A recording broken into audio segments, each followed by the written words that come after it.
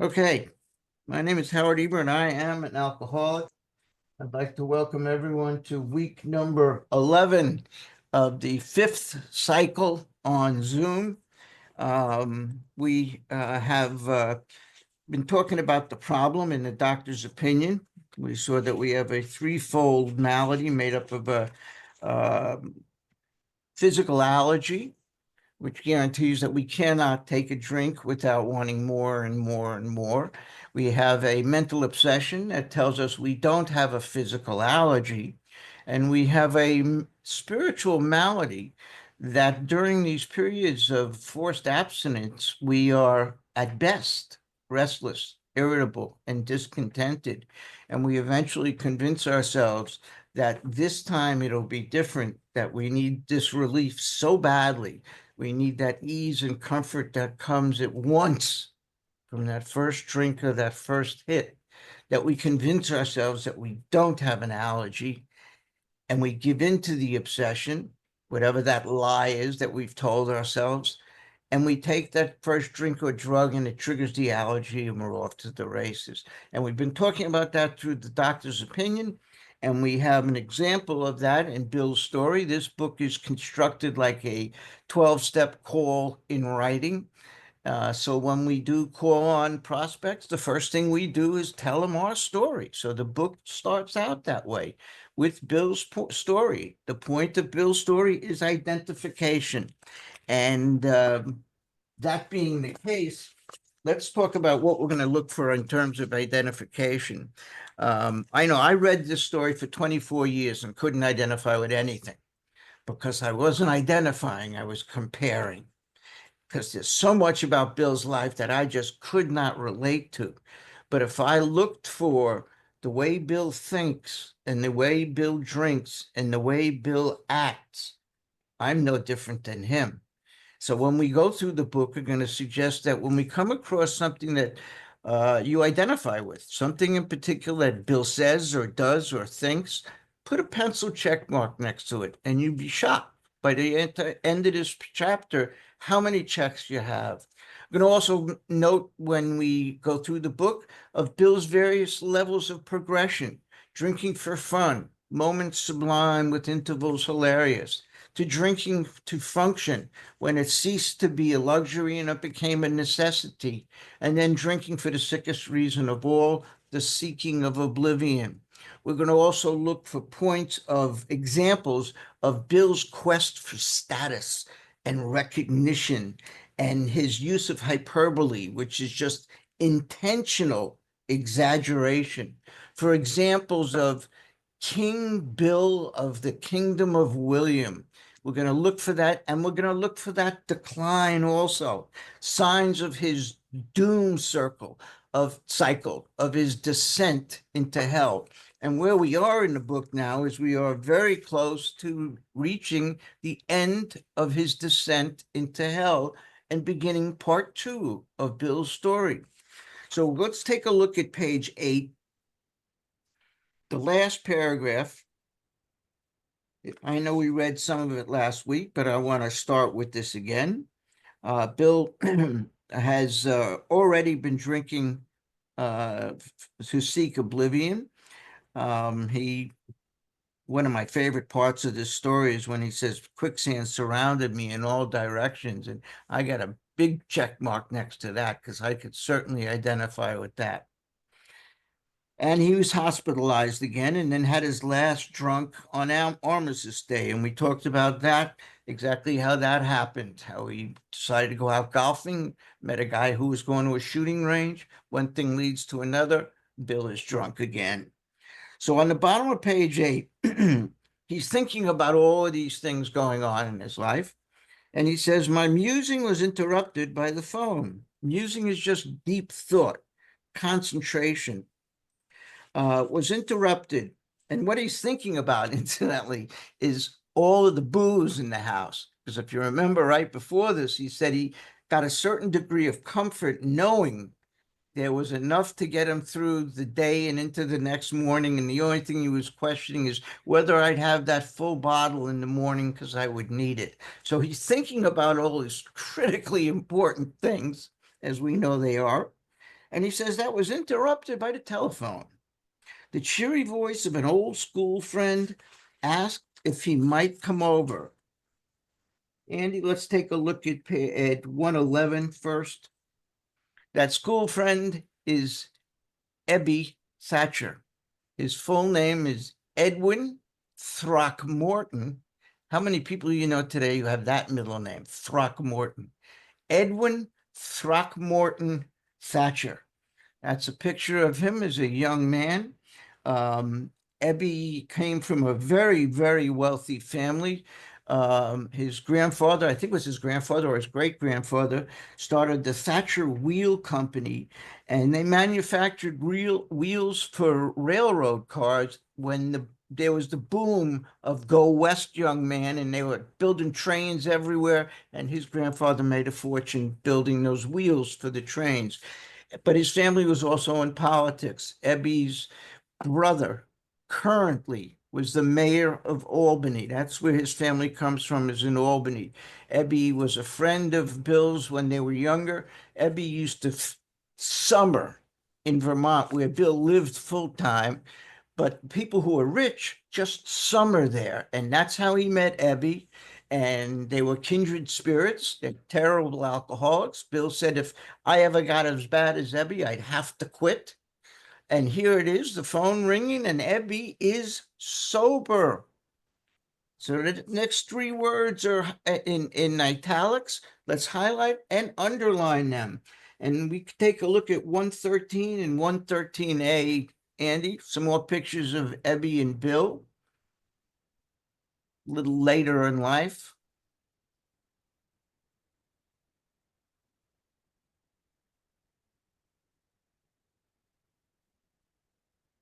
There we go. Two handsome gentlemen later on in life. And then there's one other picture of the two of them just shooting the shit. Nope, nope. There we go. Bill and Ebby just hanging out, chilling.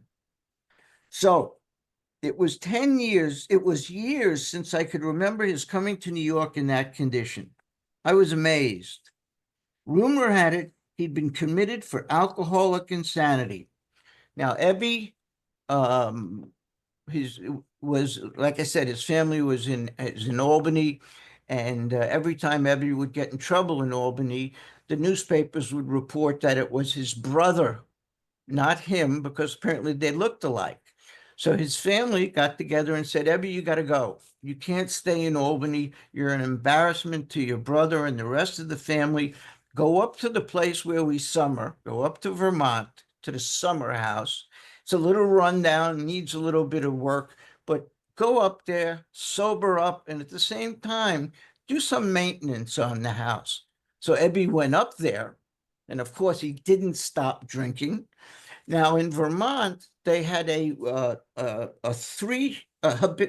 they called a habitual drunk law, where if you got arrested and charged and found guilty of three alcohol-related offenses, you were sentenced to an indeterminate period to this place, 114, Andy.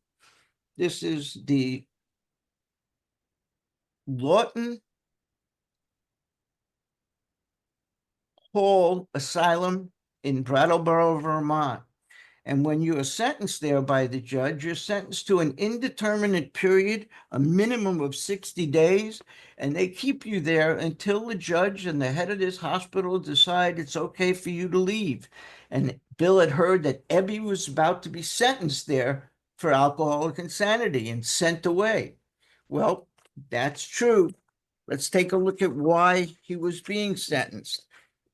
I love Ebby. We could talk about him quite a bit. If you put on 125, Andy, this is in your handout. I'm not going to go through this whole thing here, but if you'd like to learn a little bit more about Ebby Thatcher, I've got the bio here. So you can read that at some later point. But let's talk now about what happened. Why did Ebby get arrested? Why did he almost get sentenced?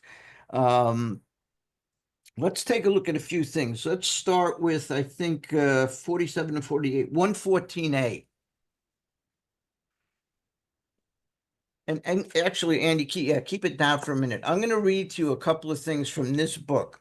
The book is called Eber, the man who sponsored Bill W. I highly recommend it, by Mel B, who wrote tons of books about AA and the Oxford Group and so on.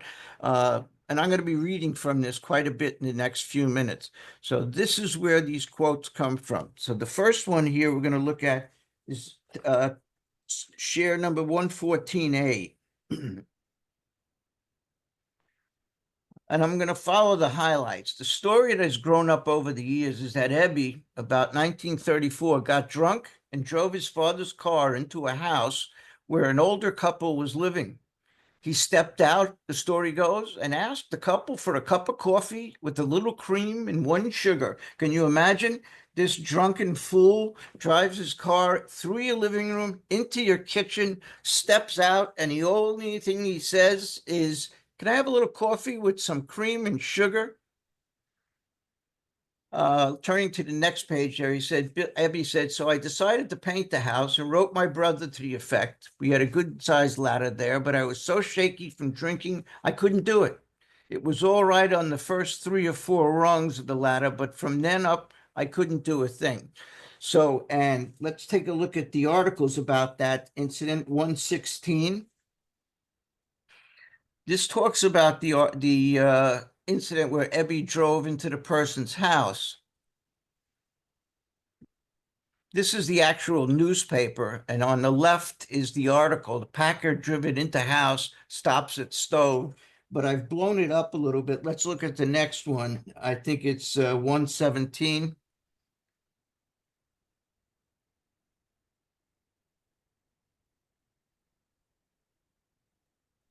There's no 117. How about 18? We got 118? Yeah. Okay, that's good enough. Is that it? That's 118A. Do we have a regular 118? Looks like a newspaper article. Okay. In any case, I was going to show you the articles about this particular incident. There we go. There's a blow up of that earlier article I showed you that points out that these people were startled and frightened at about 10 o'clock when they heard a terrible crash, and an immediate approach to the kitchen found before them, much to their surprise, a large car which had crashed into the porch, through the door, and into the kitchen. And if we have the next one, we can maybe get a closer look at the car. Do we have it? No. Okay. So there were 3 strikes there in Vermont. One of his incidents, the incidents that got him arrested, was this one. The other incident was he was painting the side of his barn, and drinking the whole time he was doing that. And he got to a certain point where he had finished painting the side of the barn, and he sat down to kind of take in the magnificence of his painting. And what do you think happens? A flock of pigeons, of birds, fly over and make some deposits on his newly painted barn. So much perturbed, Eber went in the house, got a shotgun, and started running around with the shotgun to try and kill all of these birds. And what do you think the neighbors thought about that? So they called the police, and Eber was arrested for that next offense. So I'm not sure what the third offense was. I've never come across the third one, but there were 3 offenses. Eber was about to be sentenced to alcoholic insanity. And here he is calling Bill, and Bill is thinking, let's go back to the reading. Third line on page 9. Rumor had it he'd been committed for alcoholic insanity. That's what we just talked about. I wondered how he had escaped. Now, that shows how much confidence Bill has in his friend. He knows him well enough that he didn't stop drinking. If he got out, he had to have escaped. No one was letting this guy go. So that's what he's thinking about it with his friend. He says, of course he would have dinner, and then I could drink openly with him. Please highlight this, unmindful of his welfare. How selfish is that? even if this friend of his was sober and he sounded sober, is Bill thinking of congratulating him and trying to find out how he did it? Nope. He's thinking of getting him drunk with him. He's no fun if he's sober. So Ebby's going to come over and I'm going to get him drunk. I know how to do this. So, unmindful of his welfare, I thought only of recapturing the spirit of other days. And I put a check mark next to that. Can anyone remember chasing that first high, that first drunk, that first taste of that euphoria, that relief of self? Bill says that when he took his first drink at Bronx Cocktails, he said, someone offered me a Bronx cocktail and I drank it, and the entire face of the universe instantly changed. I was part of life at last. It released me from this gnawing sense of inferiority. Can anyone remember that first drink, that first high, realizing, there's a way out of this. I don't have to be me anymore. Well, that's what he's talking about. Unmindful of his welfare, he thought only of capturing the spirit of other days. There was the time we chartered a plane to complete a jag, is one of my favorite stories. Uh, Bill and Ebby, let's see, I think I have this in writing. 118A, I think it is, Andy. Bill was up in Albany with Ebby, and of course, they're hanging out in the gin mill and they're drinking. But Bill had to go home the next morning. He had to take a train back to Vermont. And it was getting a little close to that time. And they were drinking with a guy by the name of Ted Burke, who happened to be a pilot. And he said, I'll fly you guys back. So this is an excerpt from that Ebby book I showed you, where it says, we had an all-night party and chartered Ted Burke and his plane to fly from Albany to Manchester. They were working on a landing field up there, but no planes had appeared. And we called Manchester to tell the folks we would be the first arrivals. They had just finished building a landing strip. Nobody had landed there yet. It wasn't officially even open yet. And Bill said, tight as he was, the pilot, Ted Burke, was pretty reluctant, but finally off we went. I vaguely remember spotting the town of Bennington through the haze. The excited citizens of Manchester got together a welcoming committee. The town band, it turned out. See, Bill called ahead and said two local boys from town are going to fly in and be the first ones to land on your new landing strip. So the mayor came out, the press is there, crowds are there. We circled the field. Meanwhile, all three of us had been pulling at the cash battle cached in the rear cockpit to the front. Somehow we lit on a pretty bumpy meadow. The delegation charged forward. It was up to Ebby and me to do something, but we could do absolutely nothing. We somehow slid out of the cockpit, fell on the ground, and there we lay, immobile. Such was the history-making episode of the first airplane ever to light at Manchester, Vermont. So that's the story. Bill is thinking back, the good old days. Anyone have those kind of stories? You tell that to anybody else but us, and they'll think it's terrible. Oh my God, it's embarrassing. That's funny as hell. I'd have loved to have been there for that one. The door opens up with a plane, and boom, here, these two drunks fall on one another. And that was the way they welcomed these boys from Vermont. Okay, so that's what he's talking about. He's thinking about that fun time when they crashed into the airport. Let's see. His coming was an oasis in this dreary desert of futility. The very thing, an oasis.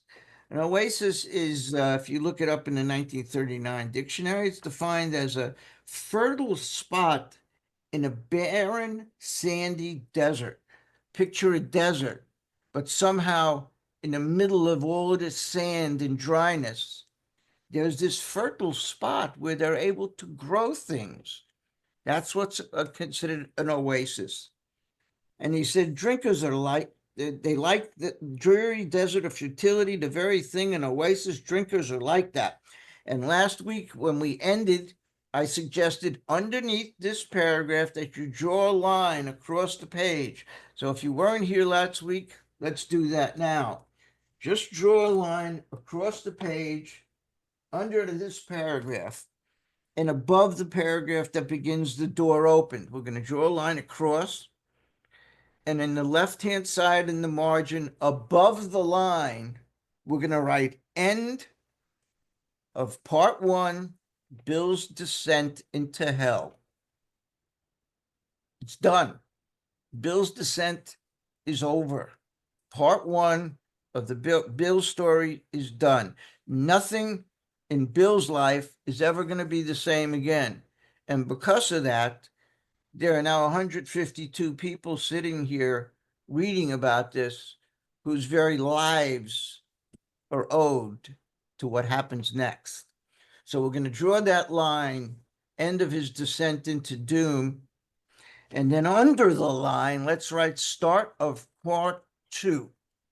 Start of part 2, Bill's recovery. This is where it all begins. The door opened and he stood there, fresh-skinned and glowing. There was something about his eyes. Let's underline that.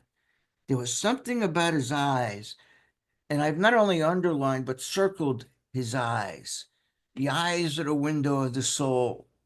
In other times, Bill described it as he stood there, a fresh, clean suit, pressed pants. He had a crease in his pants. He was dressed to go. And Bill's not used to seeing Ebby Thatcher looking like that. So there he stood, fresh-skinned and glowing. There was something about his eyes. What it is about his eyes, and we'll come to find out, is he's had a spiritual awakening. And if you've had a spiritual awakening like he has, and like many of us have, you don't have to ask. You could read it in their eyes. You can see it in our expression, in the way we carry ourselves. We are not the same people we were before. And that's what he sees. There was something about his eyes. He was inexplicably different. What had happened? Like I said, if you've had that experience, you could just see it in their eyes. We don't have to tell you what happened. You could see. I pushed a drink across the table. He refused it. And incidentally, I want to point out that up until this point, Ebby has not said a word. At other times, Bill tells this story, and Ebby didn't say anything till I sat down at the table. All of these things that Bill is picking up about Ebby are just the things he sees in him. He notices it in his eyes, his skin. He's not the same person he knows from drinking days.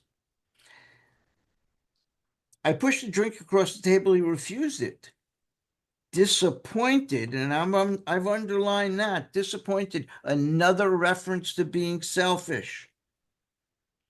He was selfish when he said, all right, I can't wait for him to get here. We can drink together.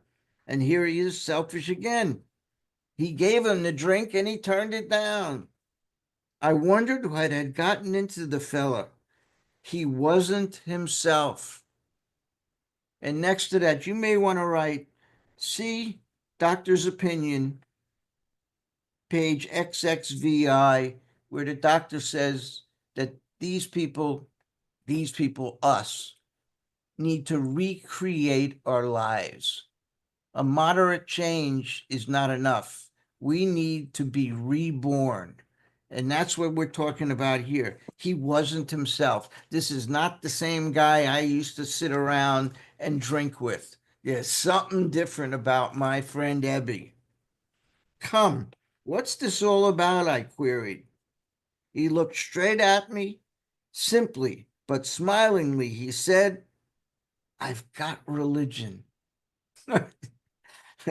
Boy, I'm glad that didn't happen in my kitchen. I don't know how I'd handle that. When one of my drinking and drugging buddies gives me that shit, I got religion. Come on.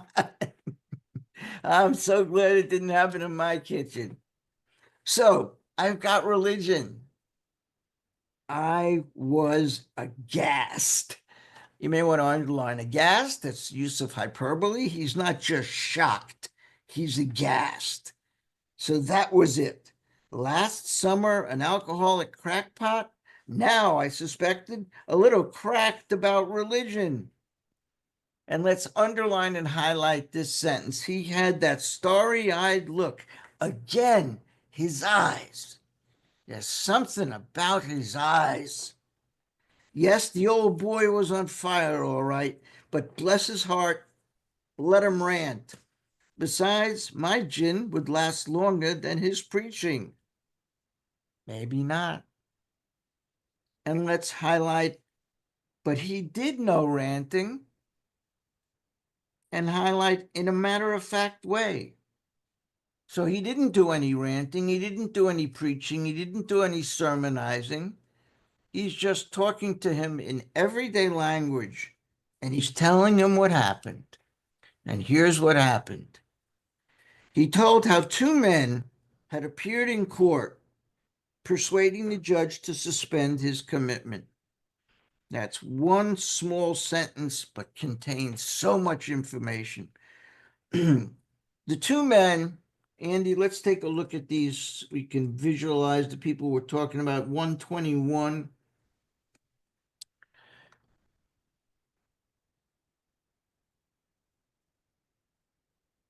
Eber was appearing in court, and the two men that appeared there were Zebra Graves and Roland Hazard. Now, we're going to be talking a lot about Roland Hazard in the next chapter. He's a very important person in our history. Zebra, these guys had amazing names. Zebra's middle name was Quackenbush. You got a Throckmorton over here and a Quackenbush over there. Where are the Robs and the Bills and the Joes and the Mells and the Marks? Where are the normal names? Throckmorton, Quackenbush. Well, Ebbie was supposed to be sentenced. And in court that day were these guys from the Oxford group. Roland Hazard had gotten sober through the Oxford group. We're going to read all about Roland's story in the next chapter. Roland came from one of the wealthiest families in the country. He was much wealthier than the Thatcher family. And he could afford to go to the best psychiatrist in the country, and that couldn't help him. He went across the ocean to Switzerland, was treated by one of the greatest psychiatrists of his day, Carl Jung, and he sobered up briefly, left, got drunk again, came back, and Dr. Jung told him, the only chance you have is religion. Find a spiritual answer. So Roland found his way to the Oxford Group, which was a first century Christian fellowship that believed in changing the world, that the world could live by by the principles of absolute purity, absolute honesty, absolute unselfishness, absolute love, if they only practiced certain spiritual activities, which we may sound quite familiar, but here's what their spiritual activities were: sharing inventory, acknowledgement of wrongs, surrender to God, restitution, directly and indirectly, for all wrongs, listening and accepting God, reliance upon God. Sound familiar? Inventory, amends, reliance upon God. That's where our steps came from, the Oxford group. And Roland had gotten sober through the Oxford groups, and he had a home in Vermont. He happened to be there, and he's in court that day with this guy, Zebra Graves, who was also a member of the Oxford group, but he was a new member. And the judge that day, let's put that back, Andy, for just a minute. The judge, his name is Collins Millard Graves. The judge was Zebra Graves' father. Now, Zebra wasn't sober entirely, but he had shown great improvement, and his father saw that.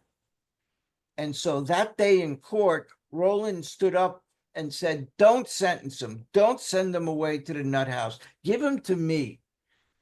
Let the Oxford groups work on this guy. They helped me, and they're helping your son. Why don't you give him to us?" And the judge decided he was going to think about it overnight. And the next night, apparently Roland couldn't appear the next day. So the next day in court was Zebra. And let's take a look at this next picture, 122.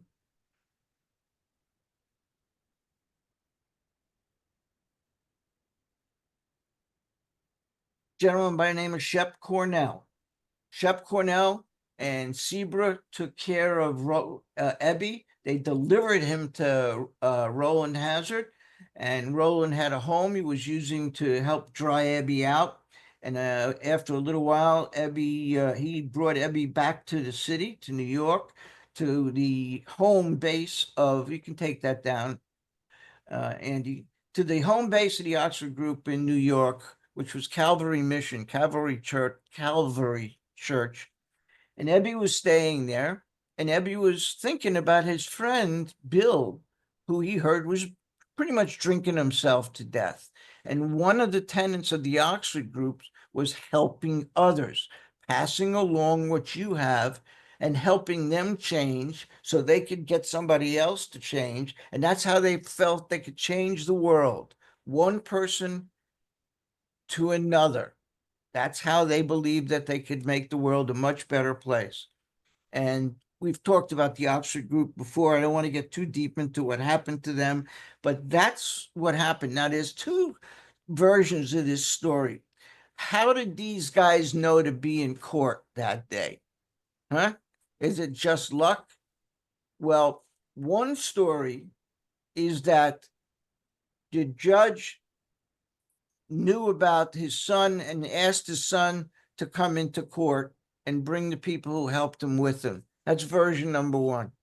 The other version is that Roland and Zebra just happened to be there.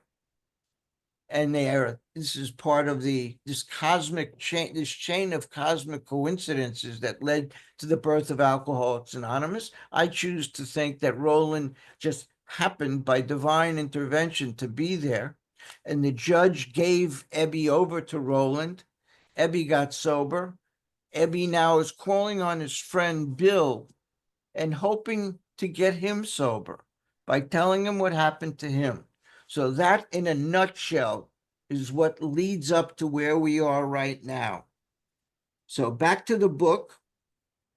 He did no ranting. In a matter-of-fact way, he told how two men, and again, we have Roland Hazard and Zebra Graves and Shep Cornell. I know that's three, but they changed overnight. Had appeared in court.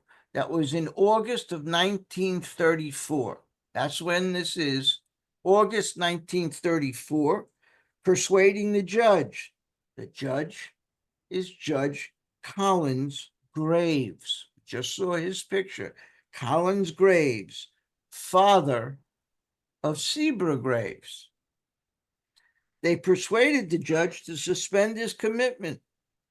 They had told of a simple religious idea. Let's highlight that. Simple religious idea. And a practical program of action. Let's highlight practical program of action. And let's break it down a little further. The simple religious idea, basically step 3, it's a spiritual experience. To turn our will and our lives over to the care of God and do these other measures and have a spiritual experience. And then what? The program of action, which for us would be steps 4 through 12. They didn't have a specific laid out step program. They just had these 6 activities. So for us, the practical program of action would be steps 4 through 12. That was 2 months ago, and the result was self-evident. It worked. And let's highlight it worked in pink. That's a promise. But let's also look at what we just talked about. Eber was rescued in August of 1934. He's 2 months sober, right? That was 2 months ago. And he's making a 12-step call. Maybe Eber didn't get the message that said it not to do that till after a year, or not to do that after this or after that. I guess he just didn't get the memo, because the memo doesn't exist. That nonsense of not calling on people till you have a year's sobriety is nonsense. The key is not time. The key is a spiritual experience. And you can't teach a spiritual experience and give a spiritual experience unless you've had one yourself. But you can call on people, even if you haven't had a spiritual experience, and you don't have to wait for a year. Here's Eber. He's had his spiritual experience. He's 2 months sober. Didn't wait a year. It worked. And let's highlight this first sentence. He had come to pass his experience along to me. We're going to highlight that. And then in blue highlighter, we're going to circle he had come, because that is an approach reference. One of the things we do here, besides keeping track of the must references, is we keep track of the approach references, because somehow in today's culture, it became acceptable to have an attitude of being available rather than making an approach.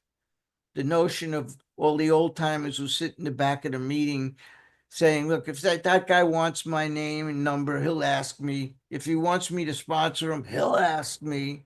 Old crusty old guy has 20 years sobriety or 20 years without a drink. Approach. Bill is making it evident all through this book that our job with any degree of sobriety, whether it's a day, a week, a month, our job is to approach the person who's struggling, approach the person who's new. That is our job, to approach, not wait to be approached. So here we have the first reference, and we're going to keep highlighting them in blue. I think right now on our list, we have about 30 references throughout the first 164 pages. This is the first one. He had come to pass his experience along to me, and let's underline, if I cared to have it. If I cared to have it. Excuse me. Excuse me. If I cared to have it, I was shocked but interested. Let's underline interested, and above it write desperate. He's desperate. We've already seen that in his story. He's desperate. Certainly, I was interested. I was shocked but interested, desperate. Certainly, I was interested, and in this case, highlight interested, and above it write willing. Those are the requirements we have to have in the beginning. We've got to be desperate and we've got to be willing. And usually one comes hand in hand with the other. I had to be. I had to is circled in green because it's a must. There are a lot of different ways to say must. Required, essential. You'll see many more of them. And sometimes the one that got by me for years is had to. There's a lot of had to references, and had to means must. If I had to do something, I must do it. So right now, I think we got 141 must references. Not bad, considering there are no musts in AA, right? Okay, I had to be, for I was hopeless. Let's highlight I was hopeless. You had nowhere to turn. Bill called AA the court of last resort. We're the last door on the last house on the last street. For me, the last thing I tried was the first thing that worked. I tried everything else. I tried exercise, I tried vitamins, I tried churches, I tried everything. And like the book says on page 55, in the final analysis, God, and God is within us. So, I was hopeless. He talked for hours. Let's underline that.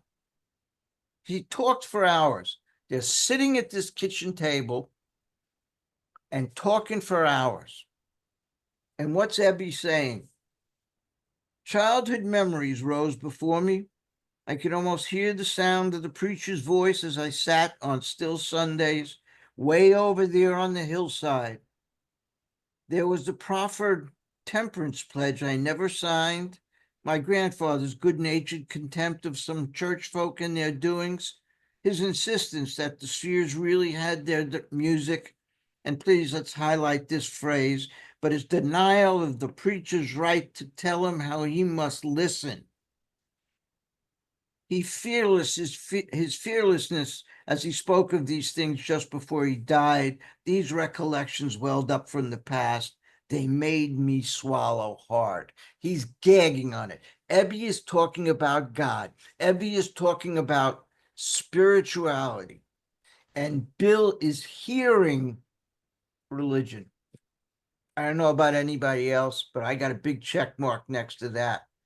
Because when I came in here, I was not on great basis with God. I thought he was cruel. I thought he was unjust. I thought he was unfair. He took my mom when I was 14 and my brother was 9, and I was told God needed her very much, and I didn't care for that idea. I thought my brother, who was 9, and I, who was 14, could use her more than God could. And then a little while later, I had a cousin who I confided in as my big brother that I never had, and he molested me. And if God could let those things happen to me, he's no friend of mine. So when I came in here and people started talking about God, all I could think of is that. All I could think of is my experience in Hebrew school, which I had to attend every day after regular school from the age of 9 to 14, from 3:30 to 5:30 every afternoon while all the kids are out playing. I had to be in Hebrew school, force fed all of this dogma, gagging on it. So when you talk to me about God, I'm thinking religion, and that's exactly what's happening to Bill here. And he's thinking about when he was a young man, he was raised by his grandfather, Gardner Griffith, Griffith, Gardner Griffith. And Gardner Griffith was a very spiritual man. He believed in God, but he didn't believe in religion. He resisted the church's ability to tell him what he must and must not do, what he should eat and not eat, where and not where. And in one instance, he mentions the proffered temperance pledge. There was a small church in his town, and Bill used to hear them on Sundays because he never went to the church. But one of the things that the people in the church did was they signed a temperance pledge. And I'll show you what some of those look like. Andy, let's take a look at 130, A, B, or C. It doesn't matter. These were actual pledges that were signed by people in the community saying that they would not have alcohol of any kind in their home for any reason. Now, there are a few of these pledges. Here's one, and Andy will show you two more, but they're basically the same thing, all saying that we will not have alcohol in our home, period. He will bless all who walk before him in a perfect way. This is what he's talking about. This is the temperance pledge that his grandfather refused to sign. And so did Bill, but Bill was a young man. So that's what we're talking about when we talk about a proffered temperance pledge. Proffered, incidentally, is just defined as an offer. It's an offering. They're making an offering of temperance, no alcohol for any reason in the home. It's banned.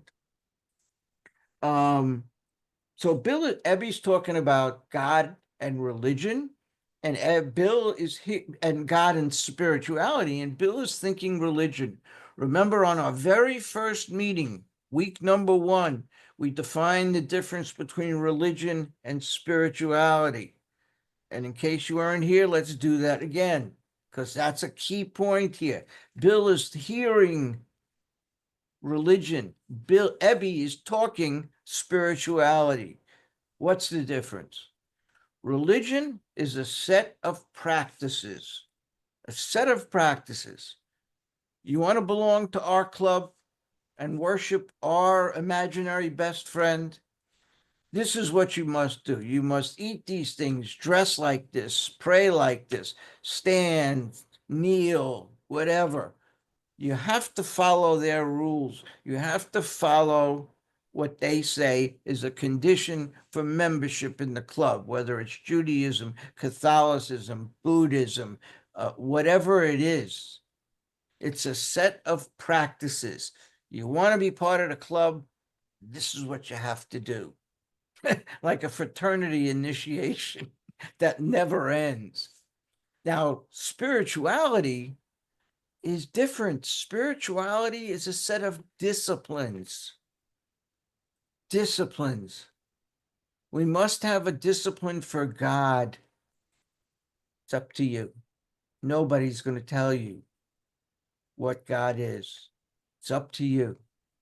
We also have to have a discipline for other spiritual terms like prayer and meditation, the definition of which is up to you. You have to have a discipline for these things, but what it looks like, what it sounds like, is up to you. And when I was first told about that, my counselor at the time, who got tired of my arguing with him about God, gave me an assignment. And this is something we'll talk about later and how it works, but the assignment was to sit down with a pad and a pen and write out the qualities I would like my higher power to have. I'm being asked to explore what the term God means to me.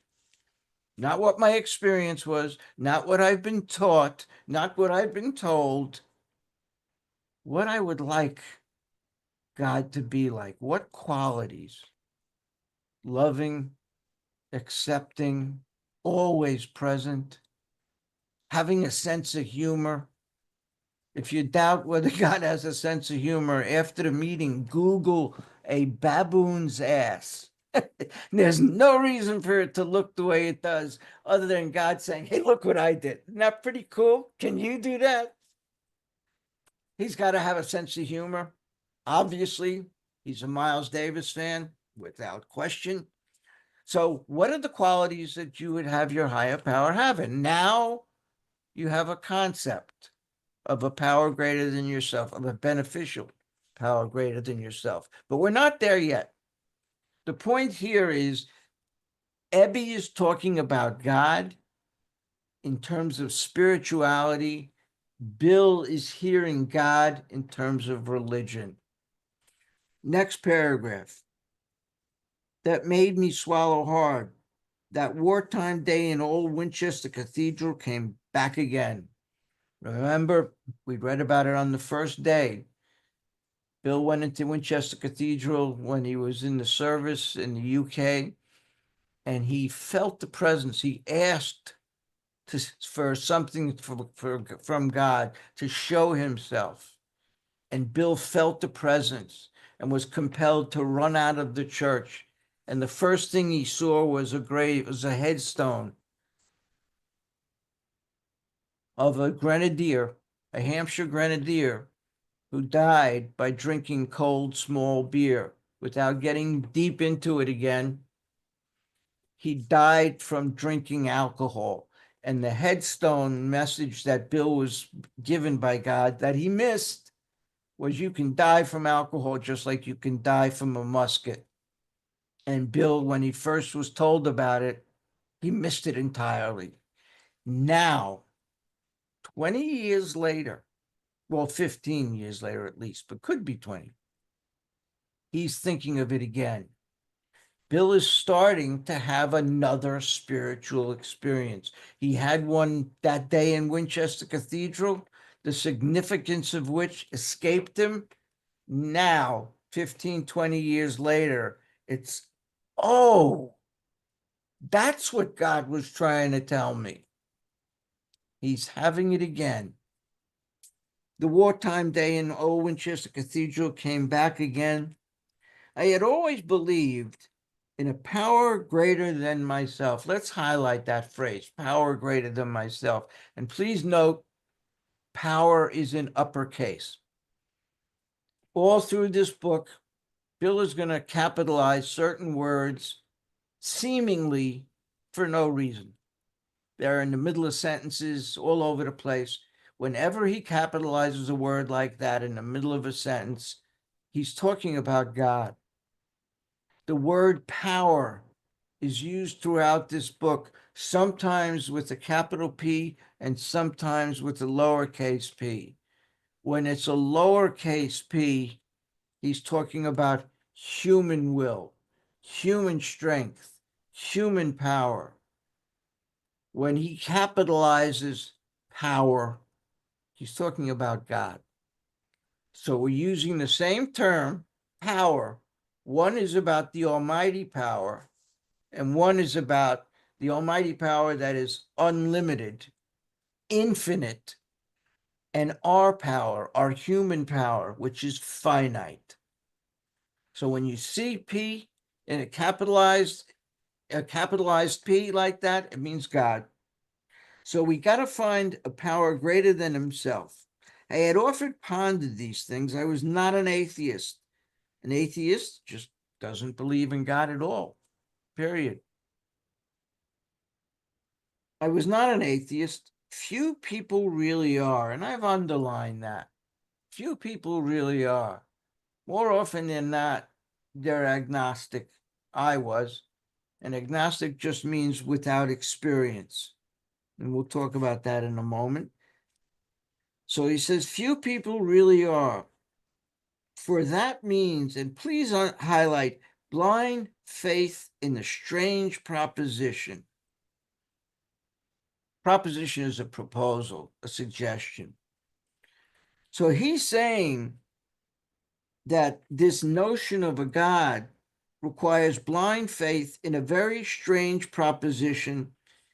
And the proposition is that this universe originated in a cipher. I'm sorry, atheists would say that it originated in a cipher, which means zero, nothing, black hole, and aimlessly rushes nowhere. That's the strange proposition of atheism.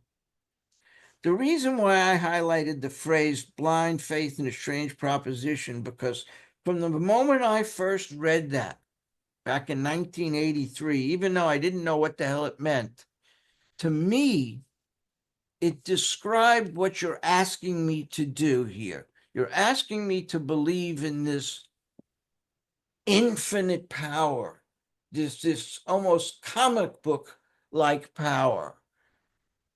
And that's a very strange proposition. To me, it was. So the whole notion of God was a strange proposition that you're asking me to believe in. You want me to have blind faith in it, and it is a strange proposition. My intellectual heroes, the chemists, the astronomers, even the evolutionists, suggested vast laws and forces at work. Despite contrary indications, and let's highlight the rest of this, I had little doubt that a mighty purpose and rhythm underlie all.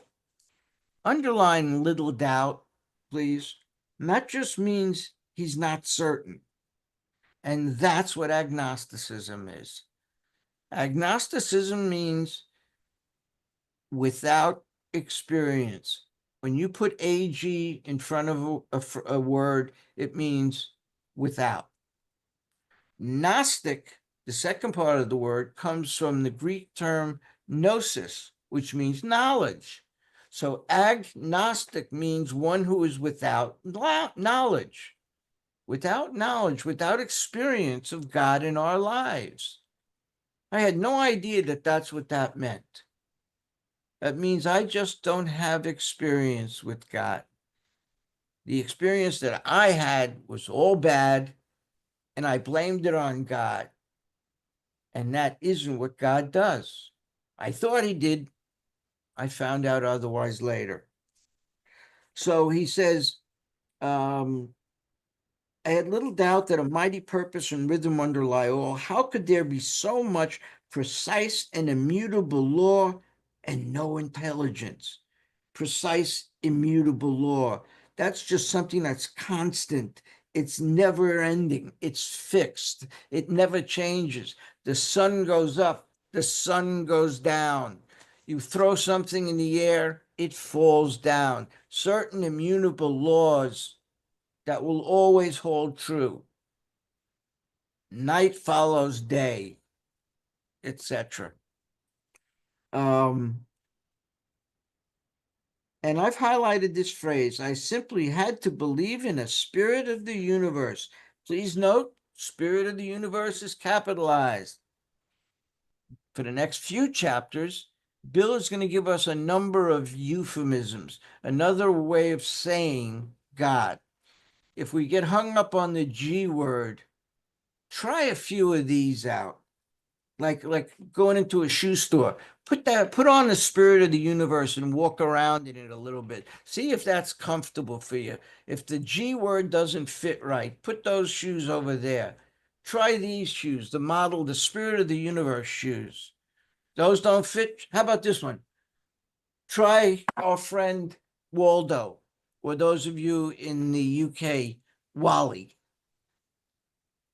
I think the chapter We Agnostics should be retitled Where's Waldo? Because isn't that what the chapter's about?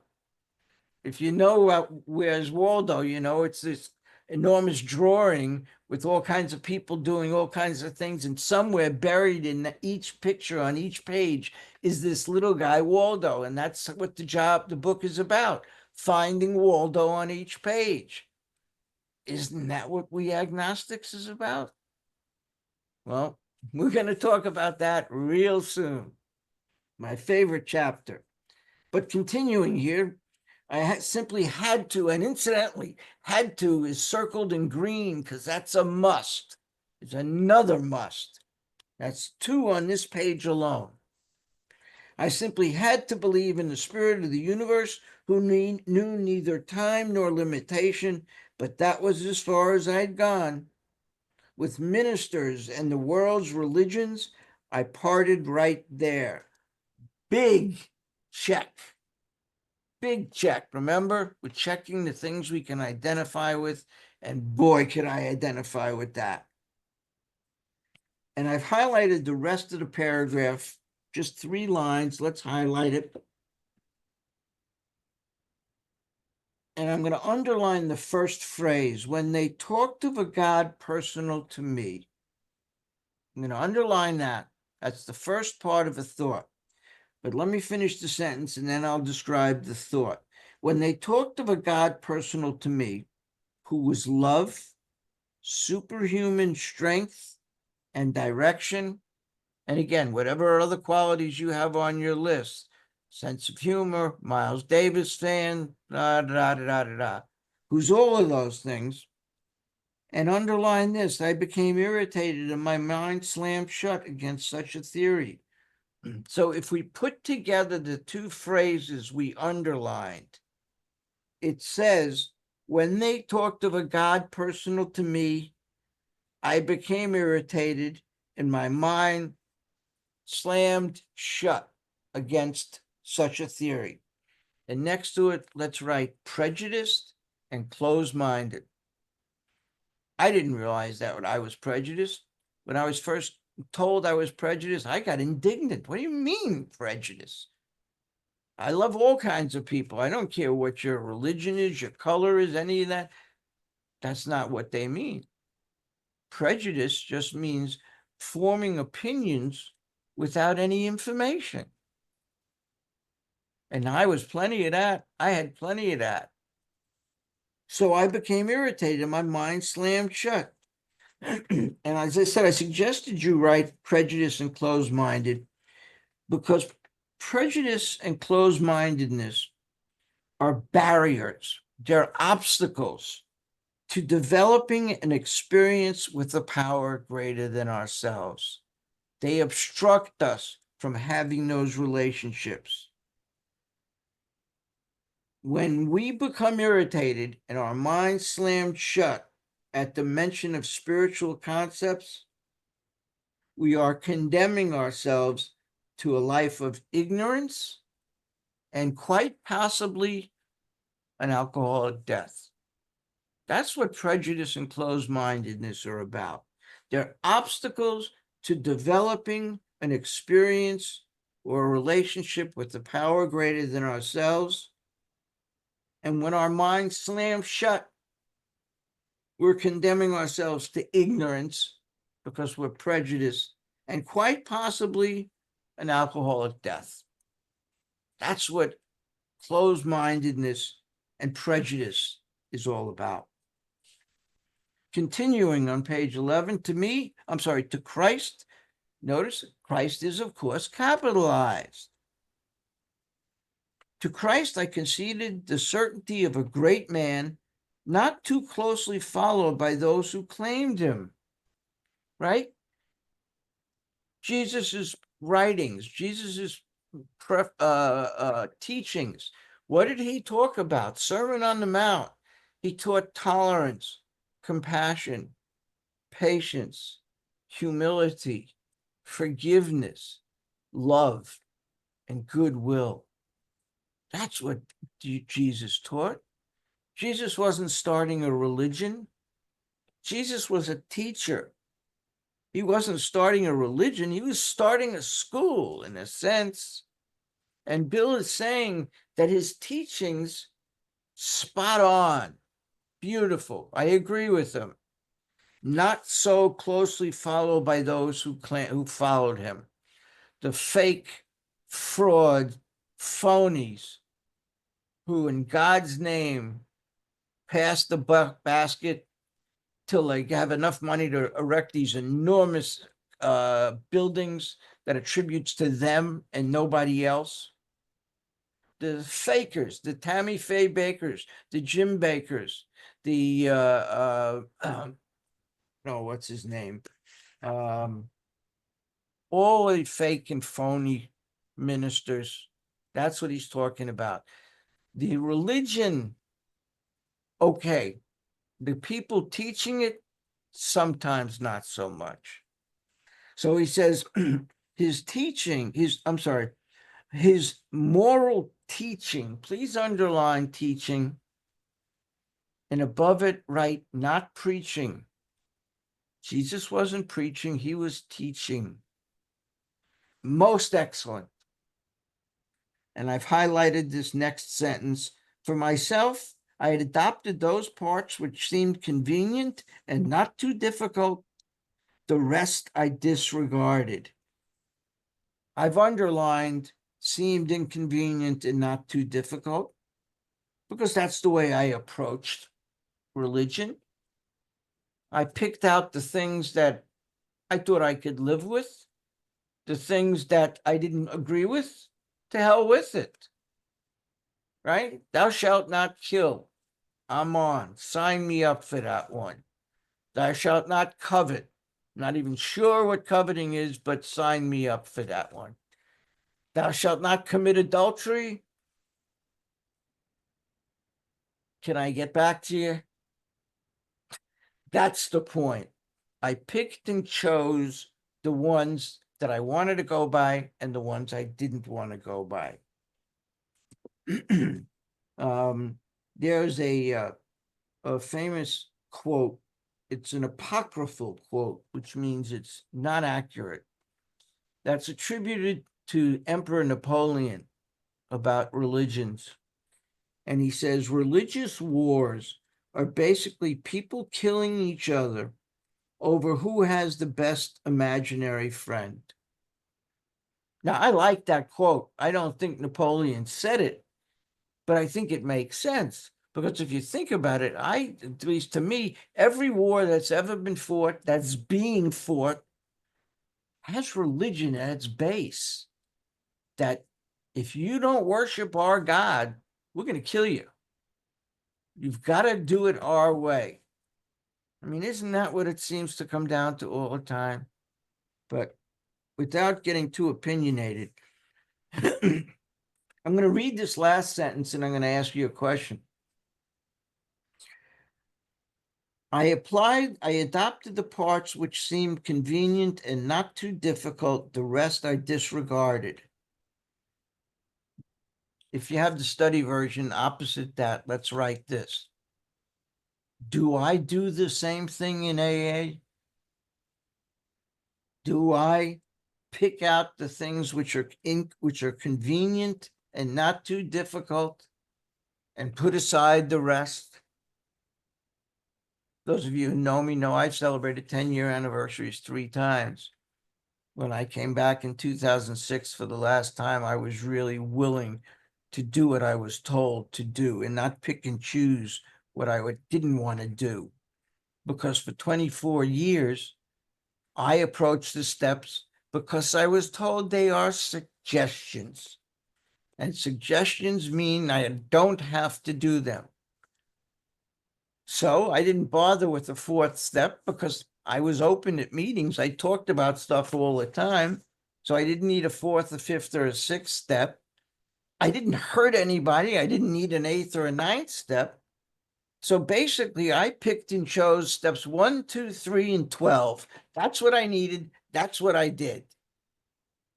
So ask yourself, is that what I do in AA? Do I pick and choose the things that don't seem convenient and that aren't too difficult? Let's try and get at least another paragraph in. The wars which had been fought, the burnings, the chicanery that religious dispute had facilitated made me sick. Check. I honestly doubted whether on balance the religions of mankind had done any good. Check. Judging from what I'd seen in Europe and since, the power of God in human affairs was negligible. The brotherhood of man, capitalized, another way of saying God. You don't like the G word? Try on the spirit of the universe. Oh, you don't like those? Try on this one. Try on the boss, brotherhood of man. The brotherhood of man, a grim jest. And I've highlighted this last sentence. If there was a devil, he seemed the boss universal, uppercase, God. And he certainly had me. And I put a question mark at the end of that. Did he? And in the blank space opposite that, because I have the study version, I wrote myself a direction. And the direction is quit debating the existence of God and seek to establish a relationship with him as I understood him. Stop debating the existence and try and establish a relationship with that God as I understood him. Remember, I got this list of qualities. I now have a concept of God. Now I got to stop trying to break it down and try and find a way to adopt that in my life.